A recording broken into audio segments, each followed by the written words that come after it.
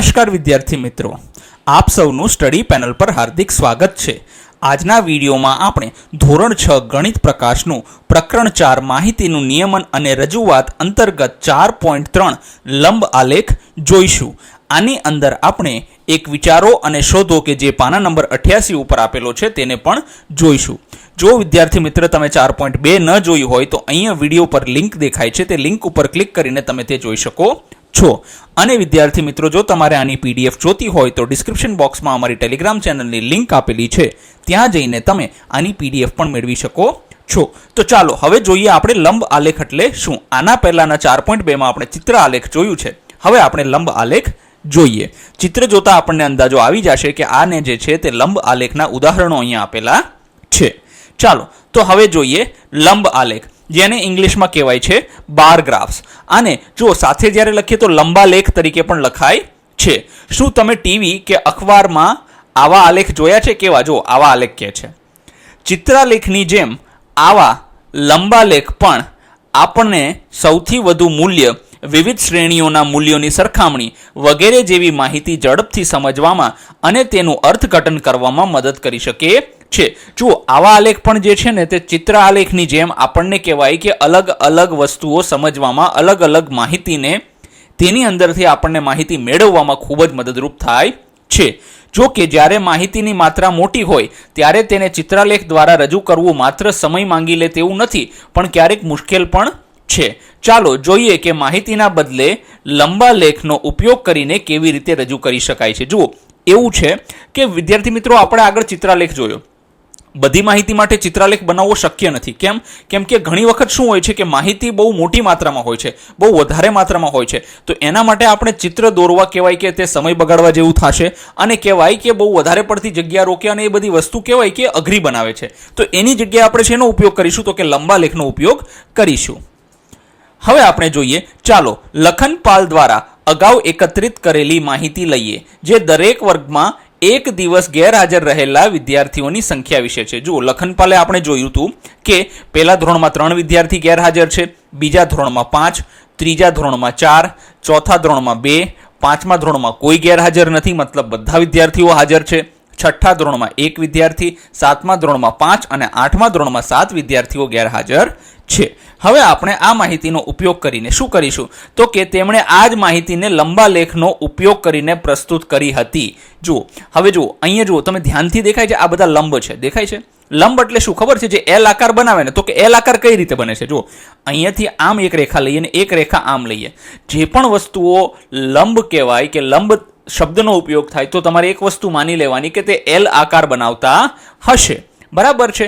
હવે જુઓ, અહીંયા આપણને શું કીધું છે? 1 એકમ લંબાઈ બરાબર 1 વિદ્યાર્થી। જો વિદ્યાર્થી મિત્રો, તમે જો આ કહેવાય કે જ્યારે પણ આપણે ગ્રાફ બનાવતા હોઈએ, જ્યારે પણ આલેખ બનાવતા હોઈએ, ત્યારે એકમ લંબાઈ આપવી ખૂબ જ મહત્વની હોય છે, કારણ કે એના ઉપરથી બધી વસ્તુ સમજાય છે। અહીંયા શું કીધું છે? 1 એકમ લંબાઈ, મતલબ જો અહીંયા 0 થી શરૂઆત થઈને 1 સુધી આવશે, 1 થી 2 સુધી આવશે, 3, 4, તો અહીંયાથી અહીંયા આવવા માટે એક વિદ્યાર્થીની ગણતરી થશે। કેટલી ગણતરી થશે? એક વિદ્યાર્થીની ગણતરી થશે। ચાલો તો હવે આપણે જોઈએ કે ધોરણ 1 માં કેટલા વિદ્યાર્થી ગેરહાજર છે? 3, ધોરણ 2 માં 5, ધોરણ 3 માં 4। કેમ? જો અહીંયા દેખાય છે, આ 4 સાથે છે।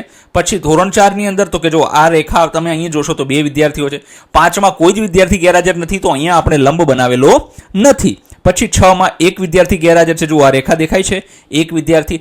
7 માં કેટલા છે? તો કે જો ક્યાંથી જાય છે? તો કે અહીંયાથી જાય છે, એટલે 5 વિદ્યાર્થી। પછી 8મા ધોરણમાં 7 વિદ્યાર્થી જો ગેરહાજર છે, એવું આપણને આ લંબ આલેખ પરથી માહિતી મળે છે। હવે જોઈએ લંબ આલેખનો ઉપયોગ કરીને નીચેના પ્રશ્નના જવાબ આપો। ચાલો જોઈએ, સૌથી પહેલા ધોરણ 2 માં તે દિવસે ખાલી જગ્યા વિદ્યાર્થીઓ ગેરહાજર હતા। ચાલો જોઈએ, જો આ ધોરણ 2 છે, કેટલા વિદ્યાર્થીઓ ગેરહાજર છે? તો કે આ ધોરણ 2 છે, આ તો 1 હતું, આ ધોરણ 2 છે તો 5 વિદ્યાર્થી ગેરહાજર હતા, તો આપણે અહીંયા લખીશું 5। પછી કયા ધોરણમાં સૌથી વધુ વિદ્યાર્થીઓ ગેરહાજર હતા? તો ચાલો જોઈએ, જો જેનો લંબ સૌથી મોટો કહેવાય કે જેનો ગ્રાફ સૌથી મોટો, જેનો આલેખ સૌથી મોટો, એ કહેવાય કે સૌથી વધુ ગેરહાજર હતા। તો કે જો 8મા ધોરણની જે તમને દેખાય છે લંબ સૌથી મોટો છે, સૌથી લાંબો છે, તો શું છે? તો કે 8મા ધોરણની અંદર કહેવાય કે સૌથી વધુ વિદ્યાર્થીઓ ગેરહાજર હતા।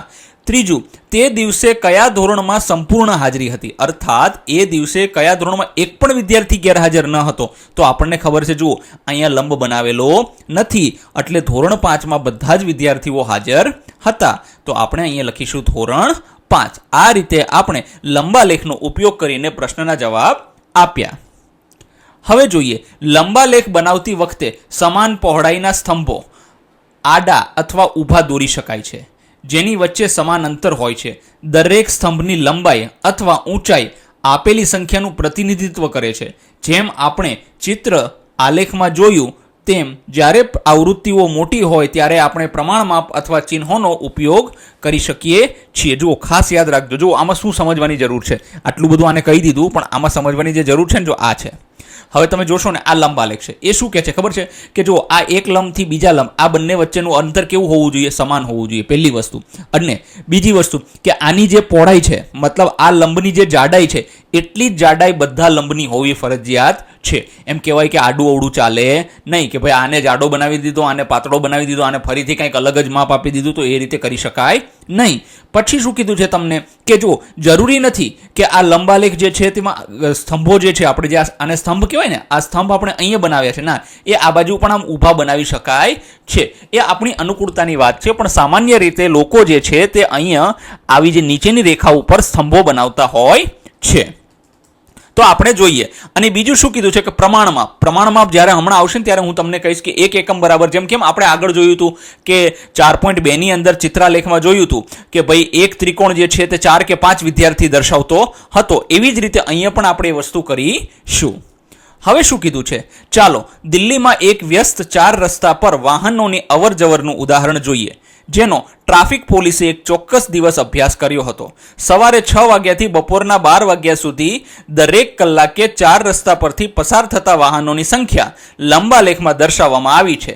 એક એકમની લંબાઈ 100 વાહનો દર્શાવે છે. જુઓ, ખાસ ધ્યાન રાખજો. જુઓ, પેલા શું કીધું છે? તો કે 6 વાગ્યાથી લઈને 12 વાગ્યા સુધી દિલ્હીની જે ટ્રાફિક પોલીસ છે એને કોઈ એક ચોક્કસ દિવસ એટલે આપણને નથી ખબર કે એને કયા દિવસનો અભ્યાસ કર્યો, પણ કોઈ એક દિવસ એનો અભ્યાસ કર્યો. એમાં એને શું કર્યું? તો કે સવારે 6 વાગ્યાથી 12 વાગ્યા સુધી, જો આ 6 થી 7, 7 થી 8, 8 થી 9, 9 થી 10, 11 થી 12 અને 10 થી 11 ને 11 થી 12, એટલે 6 વાગ્યાથી લઈને 12 વાગ્યા સુધી જેટલા વાહનો પસાર થાય છે તેનો અભ્યાસ કર્યો હતો. બીજું, એક એકમની લંબાઈ 100 વાહનો દર્શાવે છે. ખાસ જુઓ, અહીંયા જો શૂન્ય છે, આપણે આની પહેલાનો જે લંબાલેખ જોયો એમાં શું હતું? તો કે જે લંબ હતા, જે સ્તંભ હતા, એ અહીંયા હતા.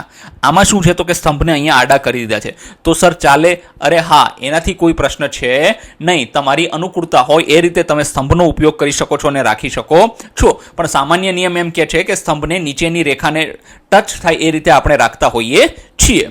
એવો એક સામાન્ય નિયમ છે, એવો કોઈ ફરજિયાત નિયમ છે નહીં. હવે જુઓ, અહીંયા 1 એકમ બરાબર 100 કીધું છે, મતલબ અહીંયા શૂન્ય છે. શૂન્યથી આ 1 એકમ થઈ ગયો, તો અહીંયા કેટલા થયા? તો કે 100 વાહનો. પછી આ 100 થી બીજો 1 એકમ ગયો, તો 200 વાહનો. જો આગળ આપણે જ્યારે વિદ્યાર્થીઓની સંખ્યા જોઈ, વિદ્યાર્થીઓની સંખ્યા ઓછી હતી, 8 જ વિદ્યાર્થી, 7 જ વિદ્યાર્થી સૌથી વધારે ગેરહાજર હતા, તો 1 એકનો એકમ લીધો હતો. જ્યારે અહીંયા શું છે? વાહનોની સંખ્યા ખૂબ મોટી સંખ્યામાં છે.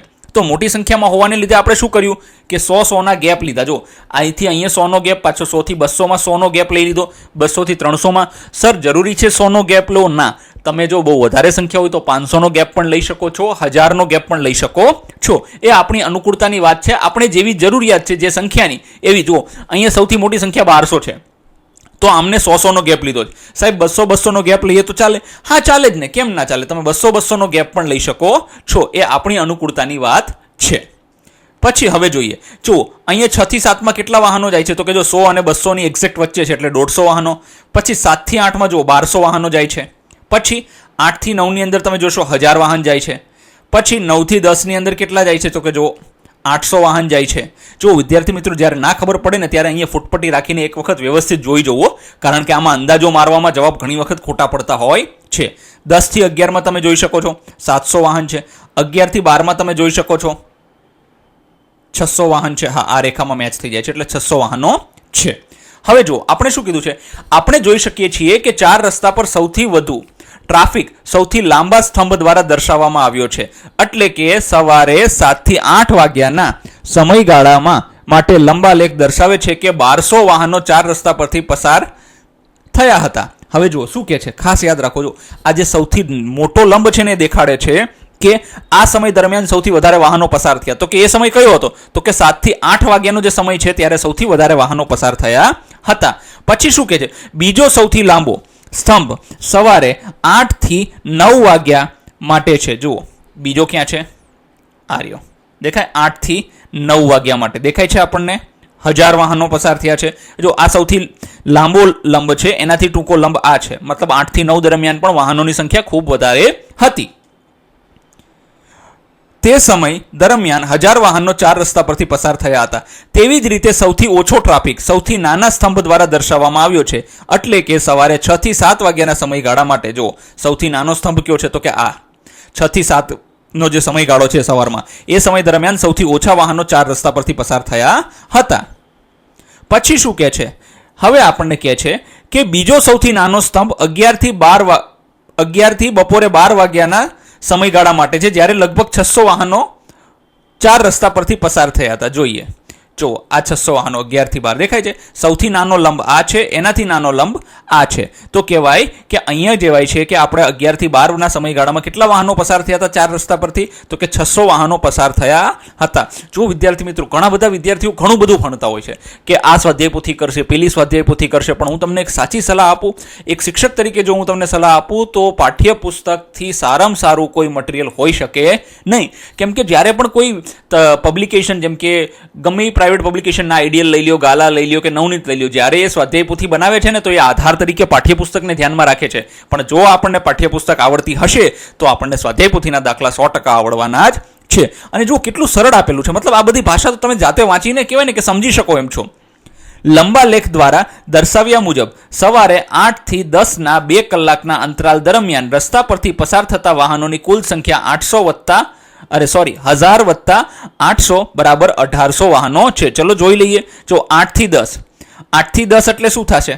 તો કે 8 થી 9 અને 9 થી 10 એટલે 8 થી 10 થઈ ગયા ને. તો કે 8 થી 9 માં 1000 વાહન પસાર થાય છે 4 રસ્તા પરથી, 9 થી 10 માં 800 વાહન પસાર થાય છે, અને આ બંનેનો સરવાળો કરીએ તો કહેવાય કે 1800 વાહનો 8 થી 10 દરમિયાન પસાર થાય છે. મતલબ આમાં આપણને શીખવાડે છે, શું શીખવાડે છે ખબર છે? કે આપણે કઈ રીતે આ સ્તંભ આલેખ છે કે લંબ આલેખ છે ને સમજવાનો કઈ રીતે. ચાલો હવે આપણે જોઈએ વિચારો અને શોધો, જે પાના નંબર 88 ઉપર આપેલ છે. પહેલો પ્રશ્ન, સવારે 6 વાગ્યાથી બપોર સુધીમાં 4 રસ્તા પરથી કુલ કેટલા વાહનો પસાર થયા હતા? મતલબ સવારે 6 થી બપોર એટલે 12 વાગ્યા સુધીમાં કેટલા, એટલે ટોટલ આપણે કરવાનો છે. ચાલો જોઈ લઈએ. જો 6 થી 7 કેટલા હતા? તો કે 150. 7 થી 8 કેટલા હતા? 1200 હતા. પછી 8 થી 9 તો કે 1000 વાહનો હતા. પછી 9 થી 10 કેટલા વાહન હતા? તો કે 800 વાહન પસાર થયા. પછી 10 થી 11 કેટલા હતા? તો કે 700 વાહન પસાર થયા. 11 થી 12 કેટલા વાહન પસાર થયા? તો કે 600 વાહન પસાર થયા. હવે આપણે આ બધાનો સરવાળો કરી લઈશું. જો મોટાભાગના વિદ્યાર્થી મિત્રો છે ને આવી રીતે સંખ્યા લખવામાં પણ ભૂલ કરતા હોય છે. એકમની નીચે એકમનો જે અંક છે એની નીચે બધા એકમના અંક આવવા જોઈએ. દશકનો અંક છે એની નીચે બધા દશકના અંક આવવા જોઈએ. 100નો અંક છે એની નીચે બધા 100ના અંક આવવા જોઈએ. 1000નો અંક છે ત્યાં બધા 1000ના જ આવવા જોઈએ. હવે આપણે સરવાળો કરીએ. જો આ બધા શૂન્ય છે તો અહીંયા શું આવશે? 0.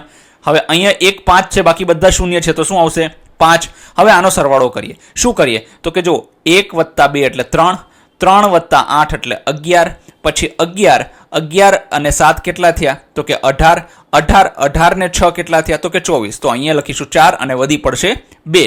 હવે 2 વત્તા 1 એટલે 3, 3 વત્તા 1 એટલે 4. તો આપણે અહીંયા લખીશું 4450 વાહનો કહેવાય કે સવારના 6 વાગ્યાથી લઈને બપોર સુધીમાં 4 રસ્તે પસાર થયા હતા. તો આપણો જવાબ આવશે 4450. તો આપણે અહીંયા લખી દઈએ, સવારે 6 વાગ્યાથી બપોર સુધીમાં 4 રસ્તા પરથી 4450 વાહનો પસાર થયા હતા. હવે શું કહે છે? સવારે 7 વાગ્યાથી બપોર સુધીના અન્ય કલાકોની સરખામણીમાં સવારે 6 થી 7 વાગ્યા સુધી દરમિયાન ટ્રાફિક ઓછો છે તેવું શા માટે વિચારો છો? જો હવે તમને શું કહે છે કે જો 6 થી 7 દરમિયાન અહીંથી લઈને અહીંયા સુધી શું છે? તો કે ટ્રાફિક ધીરે ધીરે ઓછો થતો જાય છે, અને 7 થી 8માં અચાનક આટલો બધો વધી જાય છે. જે 150 હોય છે 6 થી 7માં, એ 7 થી 8માં અચાનક 1200 થઈ જાય છે, 1200 થઈ જાય છે. તો એમ કહે છે કે આ દરમિયાન, મતલબ સવારે 6 થી 7 દરમિયાન ટ્રાફિક કેમ આટલો ઓછો છે એનું આપણને કારણ પૂછવામાં આવેલું છે. ચાલો જો સવારના 6 થી 7 વાગ્યા દરમિયાન ટ્રાફિક ખૂબ જ ઓછો હોય છે, કારણ કે વહેલી સવારનો સમય છે. ઓફિસે જનારા લોકો પણ બહુ ઓછા હોય છે. જો મોટાભાગના લોકો 7 કે 8 વાગ્યા પછી પોતાની ઓફિસે જતા હોય છે, અથવા તો 7 વાગે જતા હોય છે. શાળાના જે તમે કહી શકો કે જે બસ છે, મોટા મોટા શહેરોની આપણે વાત કરીએ તો જે સ્કૂલ બસ છે, એ સ્કૂલ બસ પણ શું કરતી હોય છે તો કે 7 થી 8 વચ્ચેના સમયગાળામાં સૌથી વધારે ફરતી હોય છે.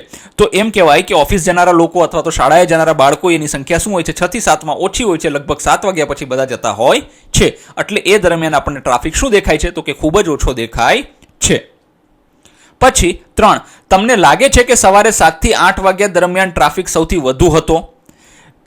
તમને કેમ લાગે છે કે સવારે 7 થી 8 વાગ્યા દરમિયાન ટ્રાફિક સૌથી વધુ હતો? ભાઈ કેમ લાગે છે એટલે જો પહેલી વસ્તુ તો શું છે કે આપણે કહેવાય કે લંબા લેખમાં જ આપેલો છે. બીજું, એ સમય દરમિયાન શું હોય છે તો કે એ સમય દરમિયાન શું હોય છે, શાળા કોલેજના વિદ્યાર્થીઓ અને વહેલી શિફ્ટવાળા, મતલબ જે સવારે વહેલા નોકરીએ જતા હોય એ લોકો કર્મચારીઓ ઘરેથી નીકળે છે. એટલે પીક અવર એટલે એમ કહેવાય કે એ સમય દરમિયાન બધાને જવું હોય છે ઓફિસે. આ સમયે school bus, van, auto rickshaw, વાલીઓ પોતાના બાળકોને મૂકવા નીકળતા હોય છે. જો શાળાએ મૂકવા માટે વાલીઓ પણ નીકળતા હોય છે, એના લીધે ટ્રાફિક શું થાય છે, ખૂબ જ વધી જાય છે. પછી કે છે 4, તમને કેમ લાગે છે કે સવારે 8 વાગ્યા પછી બપોર સુધી દરેક કલાકે ટ્રાફિક ઓછો થતો ગયો? જો હવે શું કે છે, આ 7 થી 8 માં સૌથી વધારે ટ્રાફિક હતો, પછી 8 થી 9 માં એનાથી ઓછો થઈ ગયો, 9 થી 10 માં એનાથી ઓછો થઈ ગયો, 11 થી 12 માં એનાથી ઓછો, 10 થી 11 માં એનાથી ઓછો થઈ ગયો, 11 થી 12 માં તો સાવ ઓછો થઈ ગયો, 600 જ થઈ ગયો. તો આવું કેમ થાય છે એમ પૂછે છે. તો કે જો 8 વાગ્યા સુધીમાં મોટાભાગના વિદ્યાર્થીઓ શાળાએ પહોંચી જાય છે, લોકો પોતપોતાની ઓફિસ અથવા તો કામ ધંધે પહોંચી જાય છે.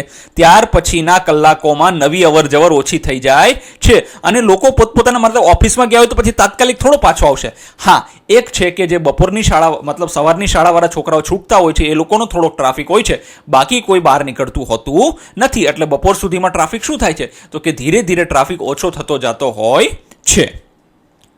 હવે આપણને આપેલું છે ઉદાહરણ એક આપ્યું છે. આ લંબા લેખ 10 વર્ષના સમયગાળામાં દરેક દાયકામાં ભારતની વસ્તી દર્શાવે છે. સંખ્યાઓ કરોડમાં દર્શાવવામાં આવી છે. જો તમે એક વ્યક્તિનું પ્રતિનિધિત્વ કરવા માટે 1 એકમ લંબાઈ લો તો સ્તંભ દોરવામાં મુશ્કેલી પડે. જો અહીંયા જે આ 36 છે ને, આ સંખ્યા કરોડમાં છે, મતલબ આ 36 નથી, 36 કરોડ છે. આ 44 તો કે આ 44 નથી, 44 કરોડ છે.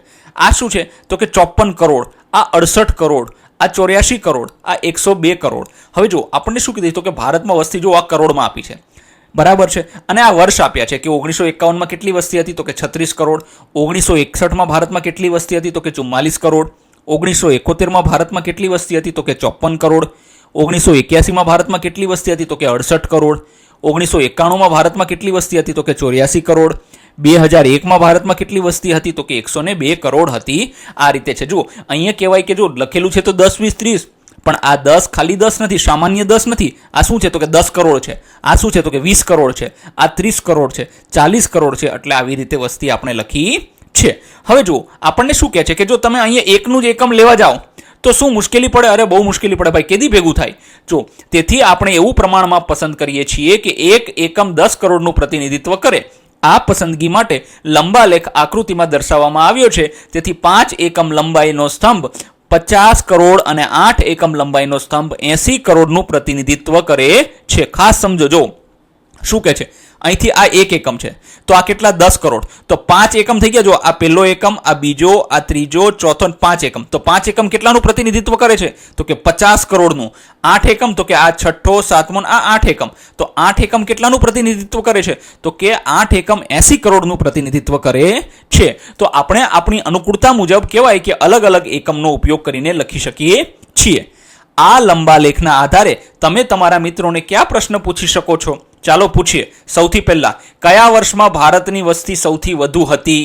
ચાલો આ તમારે પૂછવાના છે, જવાબ તમારે જાતે શોધવાના છે. આ તો હું તમને પ્રશ્ન બનાવીને આપું છું. પછી તો કે વર્ષ 1951માં ભારતની વસ્તી કેટલી હતી? પછી ત્રીજો પ્રશ્ન, કયા બે ક્રમિક દાયકાઓ વચ્ચે વસ્તીનો વધારો સૌથી વધુ જોવા મળ્યો? આ પ્રશ્ન સૌથી અઘરો છે. જો ક્રમિક દાયકા એટલે શું તો કે 1951 થી 1961 અને 1961 થી 1971, એટલે બે વારાફરતી વાળા દાયકા આવ્યા. દાયકા એટલે શું તો કે 10 વર્ષનો સમયગાળો જે હોય. 1951 થી 1961 કેટલા વર્ષ થયા? 10 વર્ષ થયા ને. તો એ 10 વર્ષના સમયગાળાને દાયકો કહેવાય છે. તો કયા બે ક્રમિક દાયકા, મતલબ વારાફરતી વાળા આવતા જે 10-10 વર્ષ છે, એમાં સૌથી વધારે વસ્તી વધારો કયા દાયકામાં જોવા મળે છે એ તમારે લખવાનું છે. પછી 50 વર્ષમાં ભારતની વસ્તીમાં કેટલો વધારો થયો? ચાલો જોઈએ. જો ગ્રાફ અનુસાર મતલબ આલેખ શું કહે છે તો કે 1951 થી લઈને 2001 સુધીના સમયગાળો જે 50 વર્ષનો છે તો કેટલો વસ્તી વધારો થયો તો કે જો 2001 માં કેટલી વસ્તી હતી? 102 કરોડ હતી. 1951 માં કેટલી વસ્તી હતી તો કે 36 કરોડ હતી. હવે 102 માંથી 36 ને બાદ કરી દઈએ તો આપણને ખબર પડે કે 50 વર્ષની અંદર ભારતમાં 66 કરોડ લોકોની વસ્તી વધી છે. પછી શું કીધું છે? દરેક દાયકામાં વસ્તીમાં કેટલો વધારો થયો છે.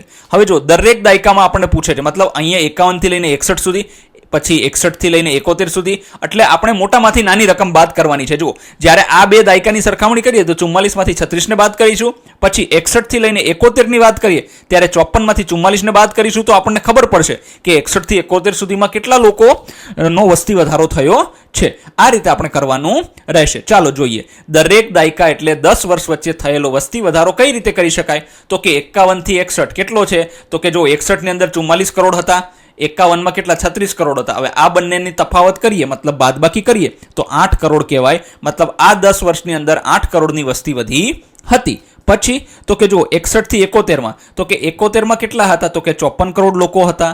61 ની સાલમાં કેટલા હતા? 1961 ની સાલમાં તો કે 44 કરોડ હતા. આ બંનેનો તફાવત કરીએ. જો તફાવત એટલે શું વિદ્યાર્થી મિત્રો? એક વસ્તુ યાદ રાખજો, તફાવત એટલે મોટામાંથી નાની વસ્તુને બાદ કરવી જ. બરાબર છે. પછી એ કોઈ પણ ક્રમમાં આપેલી હોય, આપણે એનાથી મતલબ નથી. આપણને કોઈ વસ્તુનો તફાવત શોધવાનો કીધો હોય તો તમારે શું કરવાનું? મોટાને પહેલા લખવાનું, નાની સંખ્યાને પછી લખવાનું, પછી બાદબાકી કરી દેવાની. તો આ જવાબ આવશે 10 કરોડ. પછી 1971 થી લઈને 81 તો કે 81 સાલમાં જે વસ્તી હતી 68 કરોડ હતી, 71 માં 54 કરોડ હતી અને આ બંનેનો જે તફાવત કર્યો તો 14 કરોડ થઈ. મતલબ આ દાયકાની અંદર કેટલો તો કે એમ કહેવાય કે 14 કરોડનો વસ્તી વધારો થયો. પછી તો કે 1981 થી લઈને 1991 સુધી તો કે 1991 માં ભારતની વસ્તી 84 કરોડ હતી અને 1981 માં ભારતની વસ્તી 68 કરોડ હતી. તો એ બંનેનો તફાવત કરીએ તો 16 કરોડનો કહેવાય કે વસ્તી વધારો 81 થી લઈને 91 સુધીમાં થયો. હવે આવે છે 91 થી 2001 સુધીમાં તો કે 2001 માં 102 કરોડ વસ્તી હતી, 1991 માં 84 કરોડ વસ્તી હતી. હવે જ્યારે એનો તફાવત કાઢીએ તો શું જવાબ આવશે તો કે 18 કરોડની વસ્તી જે છે તે છેલ્લા 10 વર્ષમાં મતલબ 1991 થી લઈને 2001 સુધીમાં વધી હતી. તો હવે આપણે આ રીતે આને સોલ્વ કરવાનું થશે. ધન્યવાદ વિદ્યાર્થી મિત્રો. જો તમારે આની PDF જોતી હોય તો તમે ડિસ્ક્રિપ્શન બોક્સમાં ટેલિગ્રામ ચેનલની લિંક આપેલી છે, ત્યાં જઈને તમે આની PDF મેળવી શકો છો. ધન્યવાદ.